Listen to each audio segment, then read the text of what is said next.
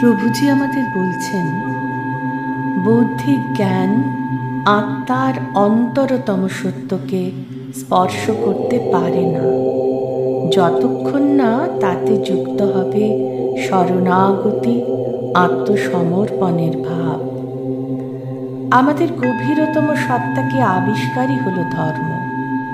আধ্যাত্মিক মানুষকে উদার উন্মুক্ত হতে হবে। তার লক্ষ্য হওয়া চাই মানুষের সমগ্র জীবন ও সত্তাকে ঊর্ধ্ব পানে আকর্ষণ করা, জীবনকে চিন্ময় করা। ব্যষ্টি মানবের গভীরতম সত্তাকে আবিষ্কার করলেই চলবে না, সমষ্টি জীবনকে অনুপ্রাণিত করতে হবে।